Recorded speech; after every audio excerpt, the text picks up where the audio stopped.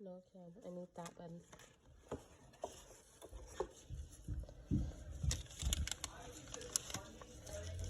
Okay, let's see how to do this.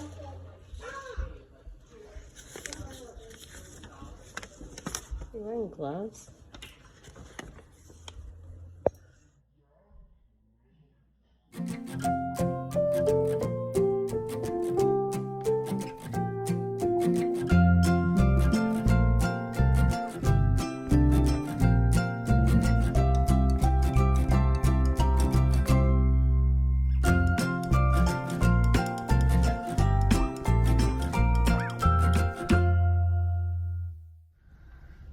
Okay, so I haven't done an update in a little bit because I have been super sick with COVID, and my family has been sick with COVID. I mean, it's like my body can't catch a break right now. I had a miscarriage earlier this year, and then I had shingles right after that miscarriage, and then I had morning sickness for like 16 weeks, and then now I have COVID, or I had COVID. I don't have COVID right now. I'm past my quarantine phase. I still have a bit of a cough, like a lingering cough, but I feel so much better. I started getting sick, and then a couple days later Brandon was sick, and then Sophie kind of got a cough, and Jackson had a little bit of a cough. Sophie has a fever the past day or two, but they don't really have any other, like none of the other kids have symptoms, and they're doing just fine. Thankfully it was over fall break, and so we were able to rest and quarantine without missing school. So that was helpful. But it was awful. COVID was really awful, especially being pregnant, and I was so much more worried about how this baby was doing, and you know, because my body was just constantly coughing, and basically COVID is every type of sickness in one, or at least that's how it was for me. It was like the flu, an earache, a sinus infection, you know, chest congestion. It was all of it. I had every single symptom. In fact, I still can't completely taste or smell anything. Like, I'm still gaining that back. It's bad. COVID sucks really bad. But feeling better, and I've been trying to get things ready for the baby. I don't know if I've said before, but I feel I'm very much a planner. I like to have things prepared ahead of time. I like to plan things out, which is really kind of funny because we're not finding out what this baby is, and I'm like such a planner. But I've been working on the baby's room. It's kind of at a standstill right now because there's a part that I'm having my mom help me with, and because of quarantine, she obviously hasn't come over, so I'm waiting for her, and then we can work on getting the room finished. And then I've been ordering baby supplies as we, like, what we're needing for the baby. I'm going through boxes of baby stuff that we have. So I'm starting to prepare. Yes, it's not even Halloween yet, and I'm almost 24 weeks. I'll be 24 weeks on Saturday. So in a couple of days, which is so crazy and so exciting at the same time. Like, it's wild. And so, but I'm trying to plan early because I know Halloween will be here, and then after Halloween we're going to be getting ready for Thanksgiving, and Brandon's parents are coming, and so and I don't know who else yet. So we are going to be preparing for Thanksgiving, getting the house clean, getting things organized, and then, you know, after Thanksgiving it's Christmas parties and Christmas like activities and kids programs and things like that. So in my brain, if I can get everything ready for the baby's room done, everything we need for the most part by Thanksgiving, that would put my mind at ease, because then I feel like I can worry about Christmas and worry about getting gifts and programs and activities and things like that. So that is my goal, is to have everything done by Thanksgiving. I think I said Halloween on one of my videos, but COVID hit, so obviously, like, we're a little bit delayed. But I'm starting to buy things for the baby, which is kind of hard for me a little bit sometimes, because I have had losses before, and so how should I say this?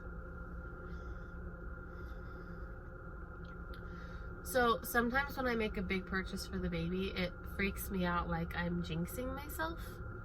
And I'm curious if other women who have lost babies have had that feeling.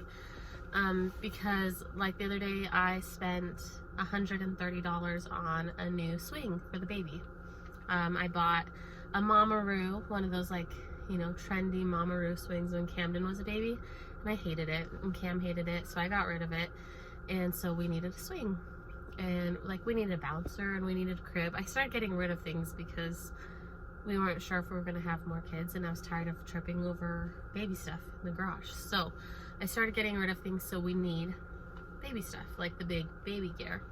So I bought a baby swing. I ordered it online the other day, and I spent $130, and I started to like kind of psych myself out and get a little bit nervous because I'm just so afraid of losing this baby. Like, I'll buy stuff for the baby, and then I think, what happens if this baby dies? Like, how am I gonna, like, what am I gonna do with this baby stuff? And how am I gonna, like, cope with that? And how, it's just a mind game for me right now. It's, like, so hard. And so I have certain things in my Target shopping cart online, like a baby bouncer and, like, a noise machine and things like that, that I'm like, just pay for it.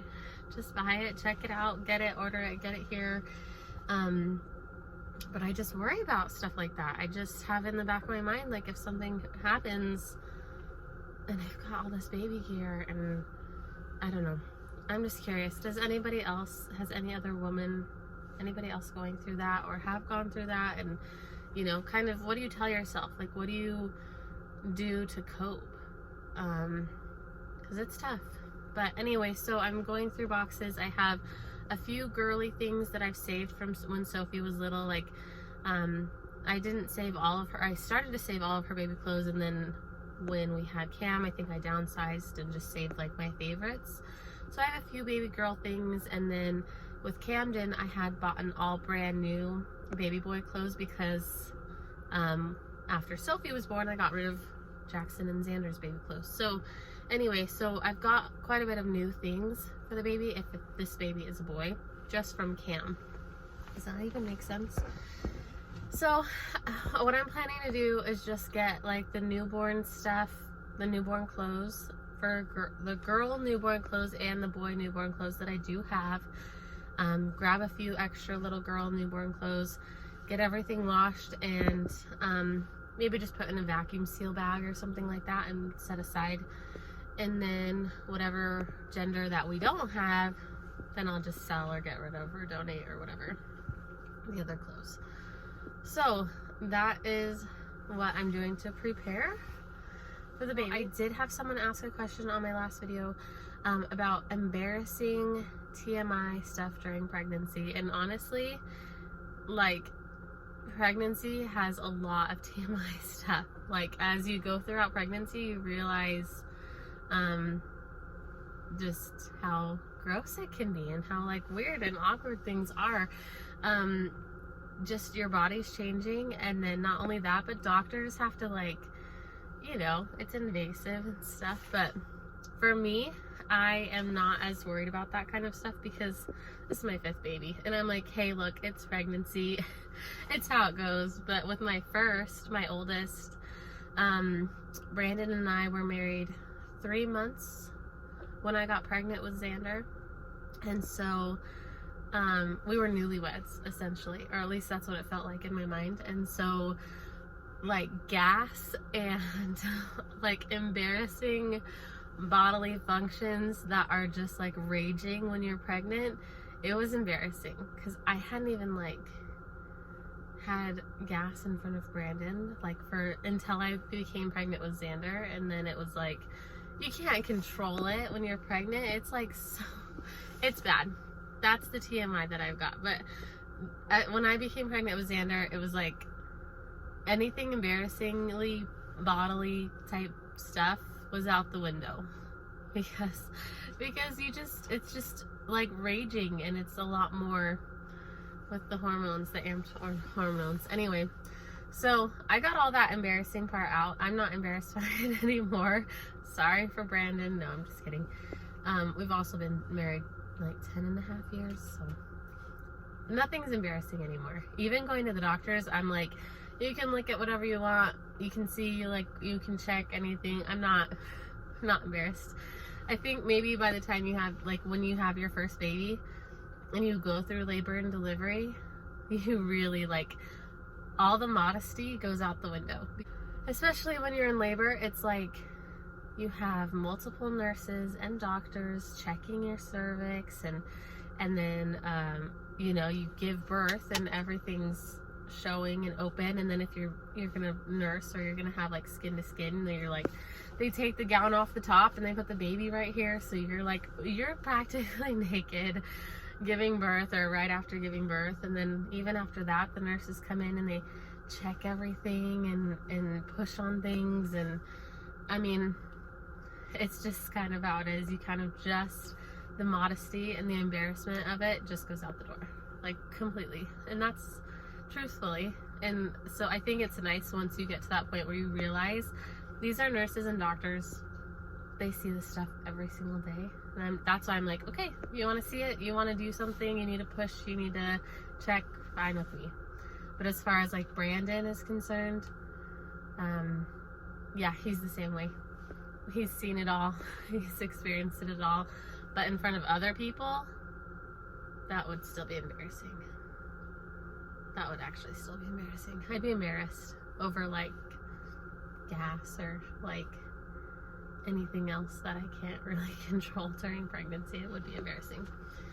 But yeah, that's kind of my 2 cents for that. But I will do a little pregnancy bump. I don't think you can tell. Little bump right here. Baby is super active, moves all the time. It seems like the baby's super active, and then we'll have like a quiet day, and then it's super active again. It's the quiet day always freaks me out. I had that like the day before yesterday. The baby was really quiet, and so I checked the baby's heart twice during that day because I was just like, why are you so quiet? And then today the baby's been just moving all over the place. I'll try to post a video of it. I've been trying to capture the little kicks and the little bumps, and Xander and Jackson actually were able to feel, oh, and Camden were able to feel the baby the other day with the kicks and stuff, which was super fun. And Brandon has been able to feel the kicks for a while, which is always so great. And but I've been taking my vitamins. I've been trying to stay up with that and stay very hydrated, especially with COVID. I drink usually like 120 to 150 ounces a day. That's just what I try to drink to stay hydrated. I notice when I don't drink, you know, even 90 or 100 ounces, like if I'm like low that day and I'm not catching up on my water intake, I will get crampy. My belly will be like really crampy and sore. And so I really try to make sure I'm hydrated, especially with COVID. I learned that early on.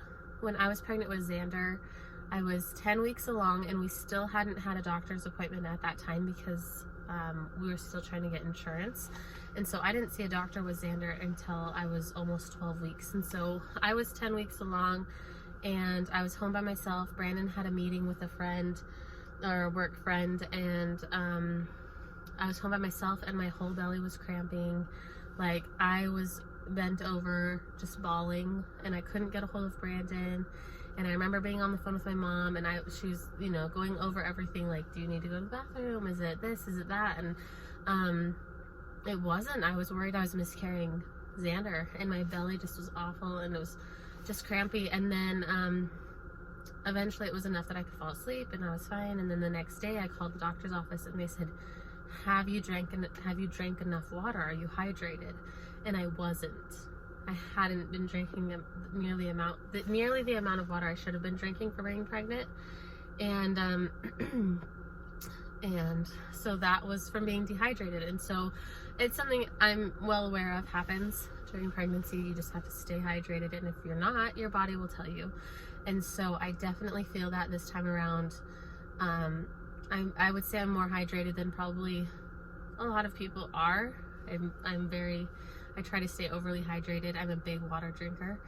But I amplify it during pregnancy and during breastfeeding, just to make sure I keep my milk supply up. So that's just one of those tips that I have. If you are crampy and things like that, try drinking a lot of water. Try staying hydrated, especially if you are sick. Let's see, I'm trying to think of what else, and I'm sorry I feel like I'm always vlogging in the car, but it's the time that kids are in school, or I'm just getting away for a second, and so it's quiet and I can kind of do a quick update. But we've been talking baby names again. It's so funny because like I think we're set, and then I'm like, no, like let's talk again, or I just bring it up randomly. And so like the other day I said I don't really like our boy names that we had. Like I'll just say them because I'm pretty sure we're not going to use them. But one of the boy names was Hudson, Hudson, and I can't say it. I feel like I can't pronounce it right. Hudson. It just is like hard for me to say. And so I've been kind of pestering with Brandon. Not pestering, but every once in a while when we're just hanging out, I'll be like, think of a boy name. And then we'll just kind of quiz each other and try to come up with boy names. So we got back on the subject of names the other day, and we're bantering about boy names. And then started talking about girl names again. Anyway, so this baby still doesn't have a name, but we'll come up with something. We're set on the middle names, but struggling with the first name. So we'll see. But anyway, so then I'll just wrap this up here really quick. I need to go get Camden from preschool, but